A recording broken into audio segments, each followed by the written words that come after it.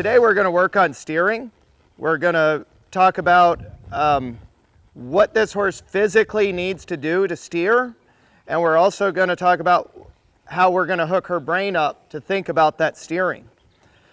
For me, the most important part of steering is the difference in pressure with your horse. I would really like my horses to turn off of an invitation rather than a push or a pressure. Early on, when we're working our youngsters, we'll create a low pressure zone and then we'll push that horse to that low pressure zone. As they get older and more broke, I just simply want to create that low pressure zone. I might open my rein just a little, open my leg a little, and this horse should move into that low pressure zone. So if you're watching some of those top reining runs and what those guys are doing, and it looks like their cues are absolutely invisible, those horses are just seeking out those places of low pressure and flowing into those spots. What happens a lot with people steering is the sharper turn they try and make faster. So they'll ride their horse along and they'll want to make a sharp turn, so then they'll give them one of those. Well, that's going to create a whole host of problems.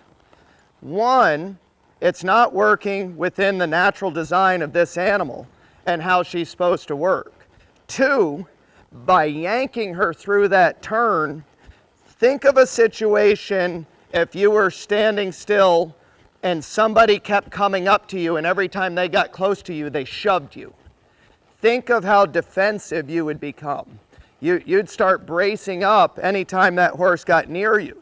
So if you steer that horse by asking them to quicken, they're just going to brace up against you. They're going to get tense. They're going to get worried about it. So what needs to happen for this horse to make a really good turn is the sharper they turn, we actually need them to go slower. In a sharp turn, that horse should be slower. And what we're going to look for is a speed differential between the front feet and the back feet. For the lateral movement of the shoulders, the front feet have to travel a longer distance. The back feet basically stay stationary or travel a shorter difference. So we need that back end to slow down and that front end to maintain its speed. So how I teach that, because I want that horse to do it on their own, I can create it artificially by simply sitting back, slowing that front end or back feet down and allowing that horse to move around. I created that situation, but I don't want to help my horses. I want them to learn how to do it on their own. So what I'll do is I'll just ride along, I'll ask them to neck rein, and her back feet didn't slow down. So I'm going to continue to steer until those back feet stop, the front feet are still mobile, release my horse back to forward, go try again. Steer, again, back feet didn't slow down, little stiffness out of the shoulder, then release that horse to forward and go try again. And there is exactly what I want.